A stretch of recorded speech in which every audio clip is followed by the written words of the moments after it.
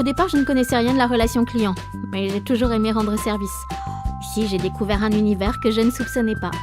J'ai appris à communiquer de façon conviviale et professionnelle, à me servir de différents applicatifs informatiques, à utiliser des bases de données, à respecter des procédures, enfin plein de choses. Comme dans tous les métiers, il y a des bons et des mauvais côtés. Mais ce que je préfère dans mon job, c'est l'ambiance sur le plateau et l'entraide entre collègues. Le matin, j'essaye toujours d'arriver un peu avant parce que faire coucou aux collègues avant de commencer, pour moi, c'est sacré.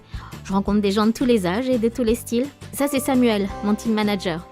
Il n'est pas là pour rigoler, mais je sais que je peux compter sur lui quand j'en ai besoin. Allez, c'est parti pour une journée de téléphone. Depuis le début de l'année, je travaille pour un opérateur de téléphonie mobile et je renseigne les clients sur leurs factures, je leur explique comment modifier leur abonnement et je leur propose de nouveaux services. C'est pas tous les jours facile, parce que les clients nous appellent parfois pour râler et qu'il faut tenir la cadence. Moi, je peux dire sans me vanter qu'avec moi, c'est rare qu'ils ne raccrochent pas avec le sourire.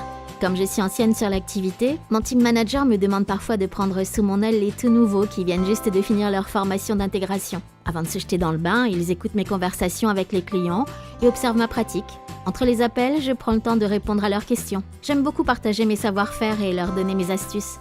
Régulièrement, Samuel m'écoute et ensuite nous échangeons sur le déroulement de l'appel qui vient de se passer.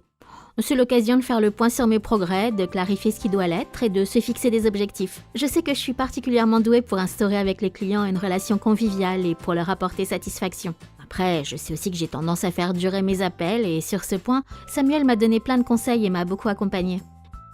Avant ma prise de poste, j'ai suivi une formation d'intégration de 3 semaines où on nous a tout expliqué. Il a fallu s'accrocher parce qu'il y avait beaucoup de choses, mais le formateur était vraiment super et nous a bien préparés. Comme les services que nous proposons évoluent souvent, nous participons régulièrement à des formations qui durent entre 1 heure et une demi-journée pour que nos connaissances et nos pratiques soient à jour. Une fois par mois, notre team manager organise une réunion d'équipe pour faire le bilan de l'activité, nous communiquer des informations importantes ou encore échanger sur nos réussites et nos difficultés.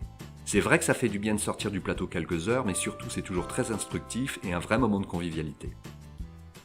La semaine dernière, le service de ressources humaines a lancé un appel à candidature pour un poste de formateur. Formatrice, ça me dirait bien. J'en ai parlé avec Samuel et il m'a encouragée à postuler.